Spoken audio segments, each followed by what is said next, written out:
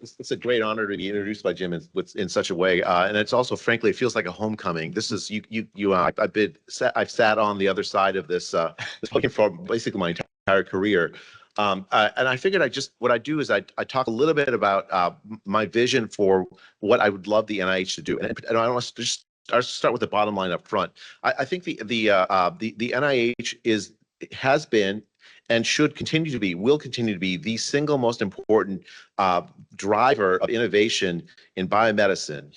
But also for this audience, and especially given my background, I want to say that we can't actually have that happen without the active engagement with the social science community.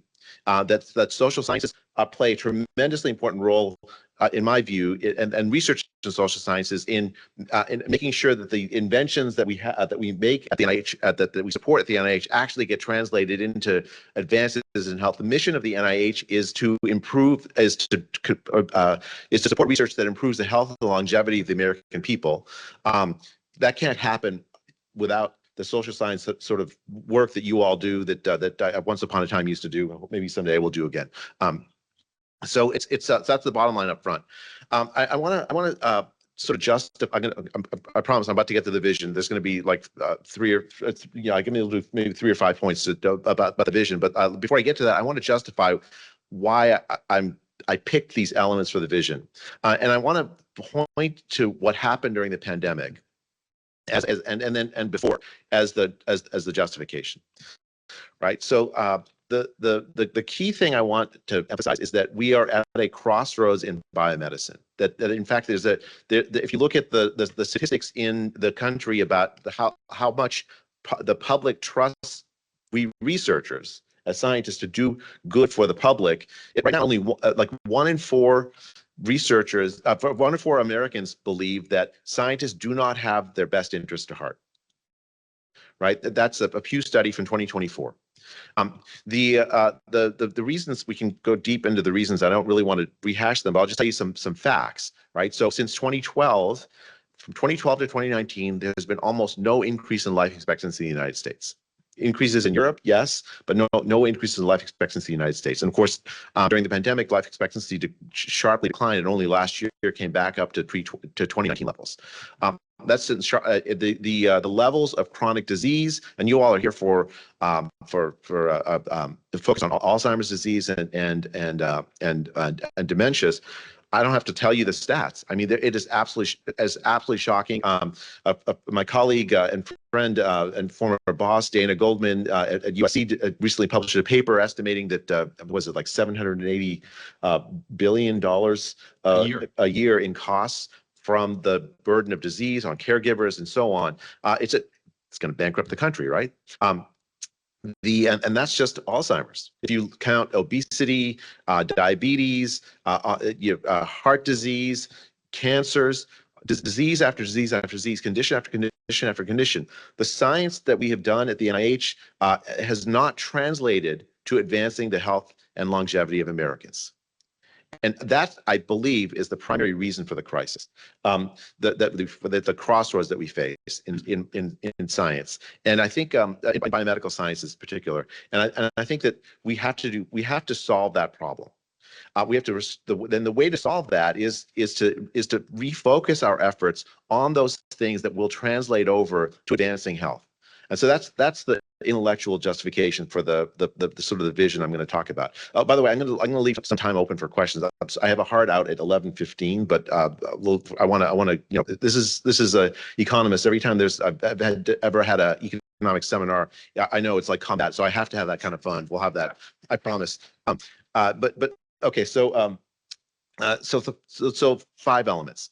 First, we have to the Make America Healthy Again movement is a absolutely enormous opportunity for us to actually make America healthy in the research community, to focus on those diseases and conditions that impact Americans the most, and use science, use the scientific advances in basic sciences, in applied sciences, and social sciences to actually make Americans healthy. We have to do it in a way that's not fundamentally political. The Make America Healthy movement is actually quite bipartisan. And actually, it doesn't matter if you're Democrat, Republican, your health is your health. There's no Democratic health and Republican health. There's just health, right? And I think that it's a real opportunity that we shouldn't miss to because what it means is that we're going to the people of the country are looking to us, we researchers and scientists, for the ideas that actually will make them healthy. Instead of fighting political fights over things that divide us, let's instead focus on the mission, which unites us, which is that we have to support science that advances the health and longevity of the American people. It's really hard to argue with that, I think. It's a little wrenching because, frankly, the scientific enterprise did become, to some extent, politicized. And I want to move the portfolio of the NIH away from projects that divide the public toward projects that unite the public.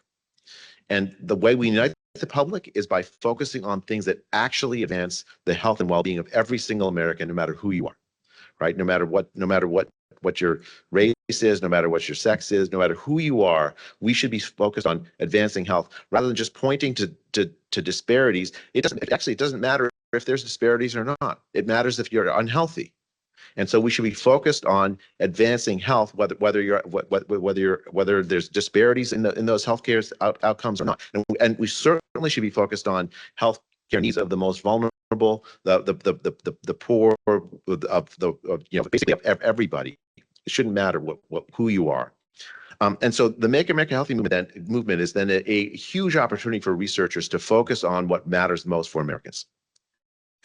Second, you all, I'm sure, are aware of the replication crisis in science.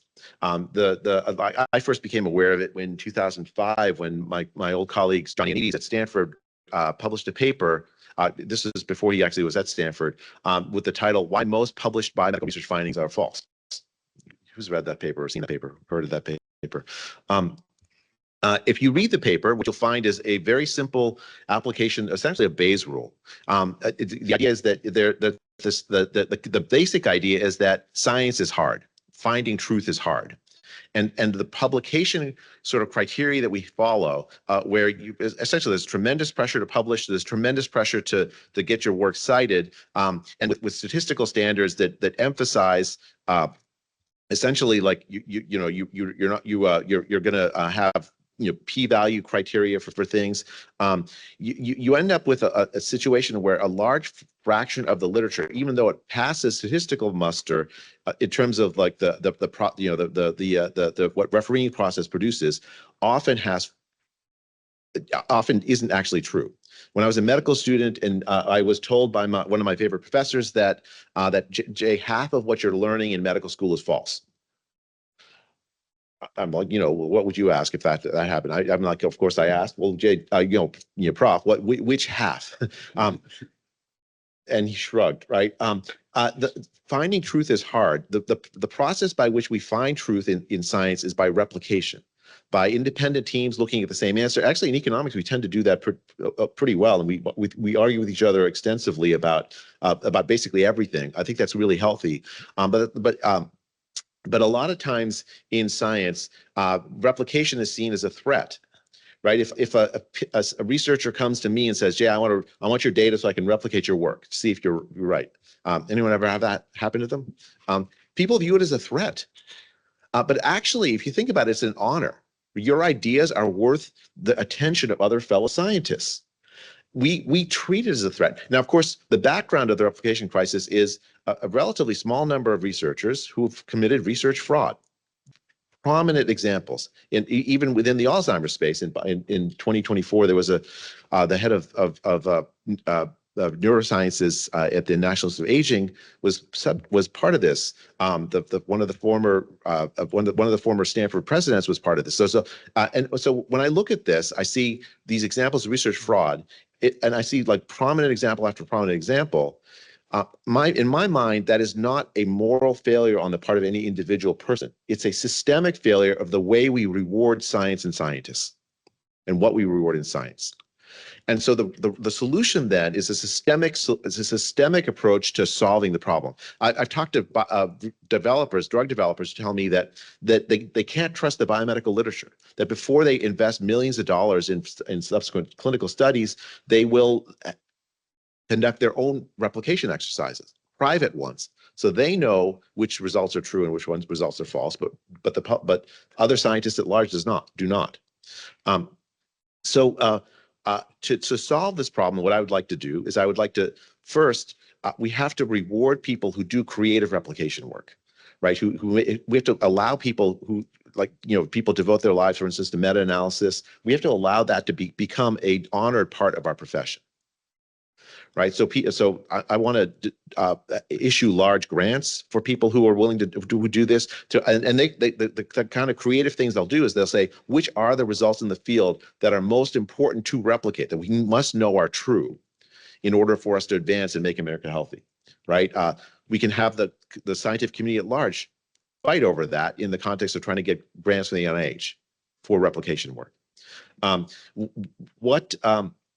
Second, there has to be a place where you can publish your replication work, where you can publish your failed studies. We punish failure too much. We don't allow people to say to get credit for research ideas that they tested and then didn't work out. But that's really important to science as well. Like our publication standards say you must have you must have found something that's statistically significant or important, but we don't say, well, what if I had a hypothesis that didn't work out? Here's what I found. But yet that's a tremendously important part of science. It's part of the lore of any lab is like, well, a grad student 5 years ago tried that and what he found was such and such. That's common knowledge within the lab, but outside of the lab, no one knows it, right? But it's a tremendously important science because if you think about it, science is hard and failure is expected. And replication failures also should be expected. It has often nothing to do with fraud. All it has to do with is science is hard, right? I have a result. I'm convinced by it. I have cognitive biases to see my theory is played out correctly. I publish the paper. I have its p equals less than 0.05 or whatever, and I get a publication. Great. And then other people look at it and they don't find the same thing.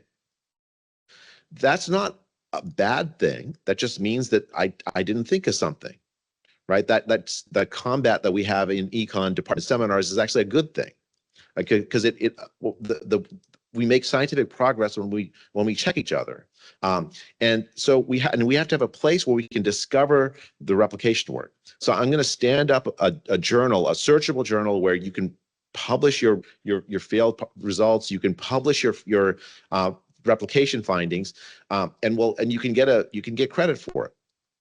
Universities need to start rewarding people who do creative replication. That should be part of the thing we tend that we reward. And so that's the third element of this agenda on replication. I want to start putting in. Okay, who's ever gone to Google Scholar? Looked at what are you guys? Oh my God! So don't. By the way, the best advice I'm going to give you: don't look at Google Scholar for your own. At least not your own page. You can look at other people's pages. Don't look at your own page. Really bad idea. You see the statistics there. What statistics do they have? If you boil it down, they have H indices, I-10 numbers, and all that. But if you boil it down, what they actually have are two numbers. They have numbers that are of how much volume of papers you've written and how much influence you have, measured essentially by citations. Right, those are the two axes on which we reward scientists. That is like rewarding a baseball player only for stolen bases without also measuring caught stealings. But what you're going to get is a lot of slow runners trying to steal bases, hurting the team. You need to measure scientific productivity on a broader base than just influence and product and total volume. So in order to change the culture where replication should become something that's like something that's rewarded for the researcher that's approached for replication, the way to do that is by measuring and rewarding pro-social behavior by scientists, right? So do you share your data on platforms for your published papers? Do you share your code? Do you publish your failed results? do you also conduct replication work? Right? We can measure. There are other novelty measures I can talk about in some other setting, but the set of productivity measures for scientists should cover more than just a two-dimensional space of volume and influence. And if we do that, we'll end up with a much. Oh, I got 10 minutes left. All right, I'll just do 3 elements of the vision because they're the most important. We'll start taking. I really want to take questions. So replication. So MAHA, replication, and the third one. The third one is we have to encourage scientists to think big. In work that Jim mentioned about edge science that I published in 2020, I did a paper with I wrote a paper with my colleague Nico Pakalin of the University of Waterloo. We've developed a measure for novelty of published research, and this is the most bone simple idea. As soon as I tell it to you, you're like, well, yeah, of course. So what we did is we took all the words published in biomedicine and phrases published in biomedicine in 1940 in PubMed, just indexed them all. Did the same thing in 1941, 42, 43. From the 1941 words and phrases, we subtracted off all the 1940 words and phrases. And what's left is the new ideas that were introduced in 1941. You do this in 42, 43, 44. It looks like a history of biomedicine. It just comes right straight out of the published literature. And then you can go back and ask how old were the newest ideas in every single paper. And so based on that, you could get estimates of how, sort of novelty of published biomedical research. So one question is, how novel are the ideas of NIH funded researchers? And it turns out in the mid-1980s, if you do this analysis, the typical paper published by an NIH-funded researcher is about 1, 2, or they're relying on ideas that are about 1, 2, or 3 years old. If you go into the 2000 teens, NIH-funded researchers were publishing ideas that were about 7 or 8 years old. So what happened? Like what happened? What changed in the culture of science where we became much more conservative in the ideas that were in Silicon Valley went the other direction? So what happened is that failure became too punishing in science, right? So you're a postdoc, you are desperate to make sure that your project succeeds because otherwise you're not going to get postdoc number 2. You're not going to get postdoc number 3. We've set up a culture where failure is a disaster of any particular project. Right? If you're a researcher, assistant professor, and you have a care ward or R01 or whatever, and you don't produce the high volume, high cited impact papers, you're going to be out of academics, right? In Silicon Valley, it's the opposite direction, right? So in Silicon Valley, it's a portfolio of 50 projects, 49 of them fail. Each of them go on to like bigger and better things. And the 50th is Google. That's a great portfolio. In science, if I fund 50 projects and 49 of them are a failure, and one goes on to cure type 1 diabetes, Congress is going to yell at me about why I funded 49 failed projects. We've punished failure too greatly, and as a result, people are way too conservative. The other big impact thing is young researchers. This is also related to work I've done with Nico Pakalin. We asked is when in your career are you most likely to try out new ideas in your published work? And the depressing answer for someone like me with gray hair is that it turns out it's like the first year after you complete your PhD. That first paper, imagine your scientific birthday is the year in which you published your first paper. That year is when you're most likely to try out new ideas, and then monotonically declines in age in time as you age. For every year of chronological age, the age at which people try out new ideas also increases by 1. Nobel Prize winners actually, they're interesting because every 2 years of chronological age, the age of the ideas in their papers increases by 1. You stay ahead by new ideas, but also by allowing and encouraging and empowering young researchers and scientists to try out the new ideas, their ideas when they're still young. And we've gotten away from that. We've made it at the age at which the first R01 large grant we fund at the NIH in the 1980s used to be the mid-30s, and now it's the mid-40s. We made it much harder for a path for young researchers. So I want to adopt policies that change that. We have to change the culture of science to address the health needs of the American people. And so my vision is to do that in ways that it's going to be disruptive. That the scientists because we're not used to this. We're used to being measured by our productivity measured by volume and by influence. I got 5 minutes. I'm going to stop. I really want questions from the audience. So I'm gonna and John is telling me I have to stop. So please. Just one more question, one more request for the NIH, Malaz Bustani, Indiana University School of Medicine. When I submitted my first R1, the pages were 100. I'm gonna make an estimate. 25 of that was the science. My last R1, the pages were 1,000, and 13 page were the science. So the rate went from 25% to less than 3%. Can you do something about it? I'm trying. I feel that in my bone, in my marrow, because I've also been part of, had to write some of those long things. Many of which were not actually funded, which is really painful. The key thing is, so the challenge we face now with AI generation, AI text generation, we're getting very obviously AI generated text for large chunks of the people are submitting 30 plus R01s applications. At a single year, we're going to need to figure out procedures to make it much so that the things that you submit are human, right? And where you are actually trying to convey, here's an idea that I had, and we're working actively to try to figure out how to do that. I mean, it's gonna have to transform how we do the interaction between scientists and the NIH, because the new capacities of AI have made it so that a lot of what gets submitted really isn't human and really hasn't been thought about. Yeah, we'll figure that out. We're working on trying to figure that out. Hi, Jay. Hi. How are you, Lauren? So thanks for being here. And I wanted to ask you about all the things I think we're most scared about as economists here. So the first is, seeing the really low budgets being proposed for NIH and wondering if we'll be able to continue doing this work. And also as a room full of folks largely working on improving the lives of people who've already developed chronic conditions, how should we think about that? So let me take the easy one first. The second one is that's the parcel of what the NIH must solve, like the chronic disease crisis. That's why I started with MAHA, right? That's a huge opportunity.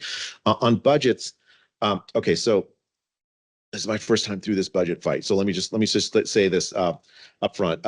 There's a lot of discussion about the budgets that have nothing to do with the actual budget will end up being, right? So the president wrote a letter to his main science advisor, Mark Kratsios, committing the United States to being the leading nation in biomedicine in the 21st century. The budget fight is a negotiation between Congress and the administration, but the policy administration is that we must be the leading nation in the world in biomedicine, right? So I can't take this advice because I'm in the middle and thick of it. But my advice to you all as researchers is ignore that fight, because it's just, for the most part, noise. Almost everyone I've talked with in Congress has a tremendous respect for the work of the NIH, a respect for the product of the scientific advances, and hope that those scientific advances will continue to improve health and well-being of the American people. Even within the administration, as I said, the policy administration is that we are going to be the leading nation in biomedicine. Ignore the political noise, because that's just, one side wants to paint one side, the other side is anti-science, and the other side wants to paint the other side as irresponsible. That's just politics. The reality, it's like, when you invest in a stock, you look at the fundamentals. You don't look at the ups and downs. Focus on the fundamentals. The scientific enterprise is tremendously important, and almost everybody in Washington recognizes that. Second question there. Hi, Jay. I'm Dr. Rick Burzon. I worked under Collins for a number of years before you assumed your position. Can you, a number of already funded grants have been canceled through the NIH. I was wondering if you could give us some sense of the criteria by which already funded grants are currently being canceled, and if that trend is going to continue into the future? Okay, so in 2010, the NIH adopted a policy essentially undermining health economics, right? Making health economics very much more difficult. I was had some grant applications in the works on cost effectiveness analysis. The NIH changed its priorities away, shifting away from health economics. And it now there of course this center is funded, so it's the health economists adjusted to match the priorities of the NIH. There's I think several buckets, but I was just focused on the most controversial one. The NIH will not fund ideologically motivated DEI work. The reason is because it's not scientific, right? So I want to make a distinction. So the NIH is absolutely committed to advancing the health and well-being of minority populations still. I'm almost out of time. So, but this is a really important answer. And so we are absolutely committed to funding research that advances the health and well-being of minority populations, right? That's never changed, never going to change. What we won't fund is research that has no chance of advancing the health and well-being of minority populations, but does cause political division and is not actually fundamentally scientific. So let me just make a distinction and make it concrete, right? So research on redlining and the health outcomes of minority populations, that's a hypothesis that you can in principle falsify. It's linked to something you could in principle do, and if it's true, you can even think of mechanisms. If you have redlining, it's more difficult for minority populations to have access to healthcare, and so they have worse health. That's research the NIH will fund, or could fund in principle if all the other criteria are met. Research that says structural racism is the reason why minorities have poor health. That is not in principle hypothesis you could even imagine a data point reversing or falsifying. It's not science in the tradition, the traditional Popperian sense, and it's an ideological.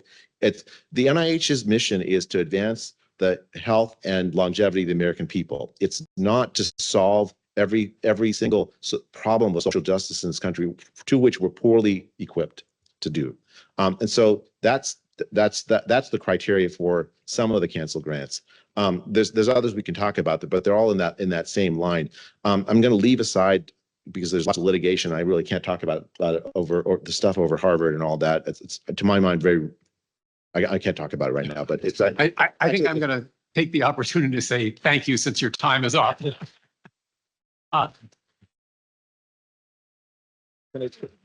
One more thing, Jim. The president of Harvard was my mentor, and so it really is actually quite painful to me in many ways. So I'm waiting. I can't wait for this little war to be over.